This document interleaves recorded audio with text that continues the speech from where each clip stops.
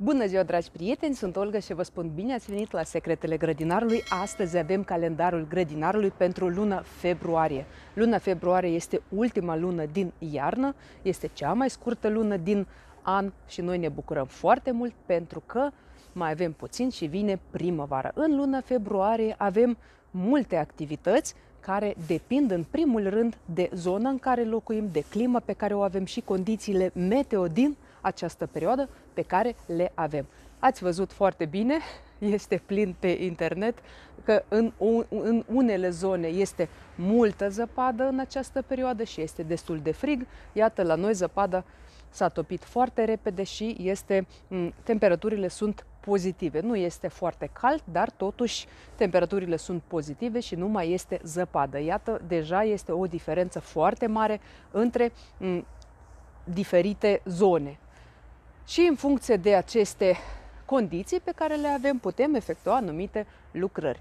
Dacă vorbim de livadă, în această perioadă putem continua tăiere la pomi. Pomii se pot tăia în această perioadă și, cu siguranță, dacă nu avem zăpadă și dacă nu avem ger, aceștia se pot tăia. De regulă, pentru tăierea pomilor se alege o zi însorită.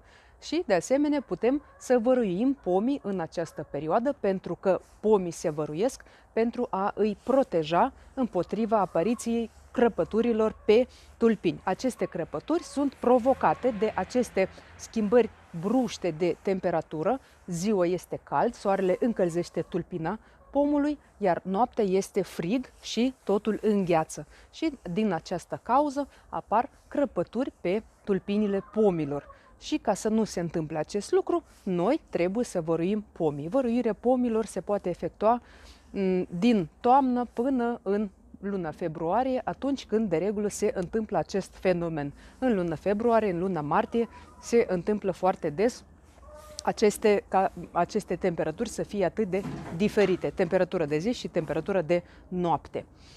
De asemenea, arbuștii fructiferi se taie în această perioadă, arbuștii decorativi, trandafirii se taie în această perioadă și alte plante perene pe care le putem tăia în această perioadă.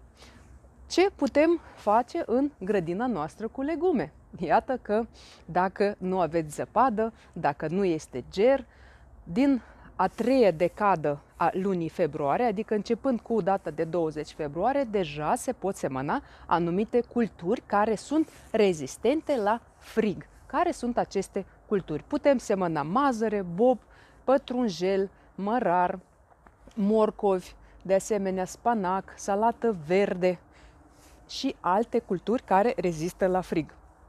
Aceste culturi suportă frigul, însă, așa cum am mai vorbit și în alte video, nu suportă gerul, adică dacă vine un ger minus 10 sau chiar sub minus 10 grade, astfel de temperaturi nu sunt bune pentru aceste culturi. Așadar, dacă s-a întâmplat să semănați aceste culturi și deja le vedeți că ele au răsărit și se anunță ger pe timp de noapte sau chiar și ziua, atunci ar trebui să vă asigurați că culturile dumneavoastră sunt protejate. Puteți să le acoperiți cu agril sau cu folie și în cazul acesta ele vor fi protejate cât de cât de aceste temperaturi. Și când aceste temperaturi negative, foarte scăzute, când ele vor trece, atunci puteți să ridicați acea folie sau agril ce aveți dumneavoastră și în cazul acesta și ele vor fi protejate. De asemenea, ce mai putem face în această perioadă? În această perioadă continuăm cu revizie. Revizie la instrumente. Toate instrumentele, tot ce avem în grădină, sapă, furcă, greblă și așa mai departe, trebuie să le pregătim pentru noul sezon, vedem ce trebuie reparat, ce trebuie ascuțit, ce trebuie curățat și așa mai departe. Dacă avem cositoare de gazon, trimmer și alte mașini, utilaje, și ele de asemenea trebuie pregătite în această perioadă, pentru că acum avem puțin mai mult timp la dispoziție pentru astfel de lucrări.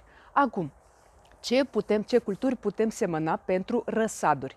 Știți foarte bine că eu vă spun de regulă că răsadurile de roșii, ardei, vinete și alte culturi se seamănă începând cu luna martie. Dar dacă dumneavoastră aveți solarii sau sere, cu siguranță puteți deja să le semănați în luna februarie. Deja știți cum puteți calcula ziua în care le semănați și iată, așa puteți alegeți acea zi și le semănați. Ce putem semăna în luna februarie pentru răsaduri? Dacă avem sere și solarii, putem semăna roșii, ardei, vinete, de asemenea, astea sunt solanacee, de asemenea putem semăna varză, gulei, conopidă și alte culturi care se pot planta mai devreme și iată, iarăși putem să calculăm acea dată la care semănăm aceste culturi. De asemenea, să nu uităm că și anumite culturi cu vegetație lungă,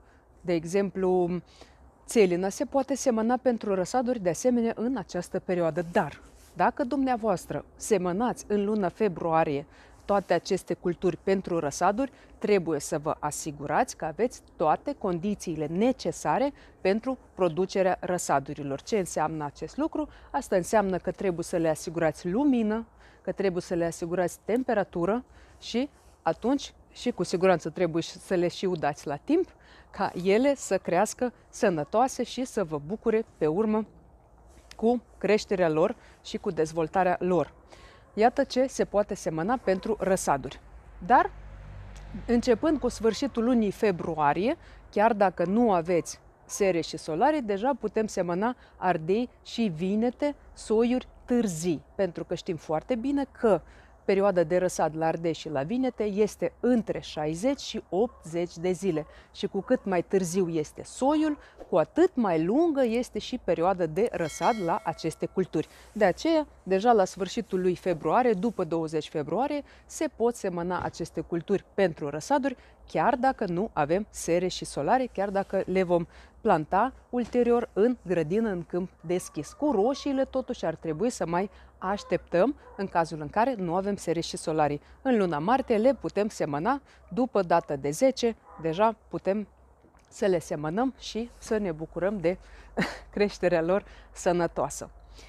Iată, dragi prieteni, acestea sunt legumele pe care se pot semăna pentru răsaduri sau direct în câmp deschis. Dacă vorbim de flori, ce flori putem semăna pentru răsaduri în această perioadă? Putem semăna eustoma, dacă vorbim de soiuri timpurii, putem semăna, de exemplu, lobelia, de asemenea putem semăna alisum, putem semăna petunii curgătoare, pentru că de regulă acestea se dezvoltă puțin mai greu decât acele petunii de câmp deschis, da, care cresc în tufe, da? Atunci petuniile curgătoare totuși trebuie semănate mai devreme. Și în cazul acesta vă veți bucura și de înflorirea lor abundentă. De asemenea, puteți semăna și primule, acestea de regulă se dezvoltă repede și veți avea timp să le transplantați în grădină și să vă bucurați de florile lor. Iată, dragi prieteni, acestea sunt activitățile principale din această lună, din luna februarie. Dacă dumneavoastră mai faceți și altceva, puteți să scrieți în comentarii și noi ne vom bucura pentru că ne veți completa lista activităților din luna februarie. Dacă v-a plăcut acest material, puteți lăsa un like ca și alți grădinari să îl vadă, să fie notificați de apariția acestuia. Dacă nu ați reușit să vă abonați la canalul meu, puteți să o faceți acum și să apăsați pe clopoțel și să alegeți toate notificările ca să fiți notificați de fiecare dată când apare câte un video nou. Iar eu vă mulțumesc ca de obicei, vă aștept în comentarii, vă aștept cu întrebările dumneavoastră, cu sugestiile și știți dumneavoastră ce aveți de făcut. Și vă doresc sănătate, spor în toate și recolte cât mai bogate. La revedere!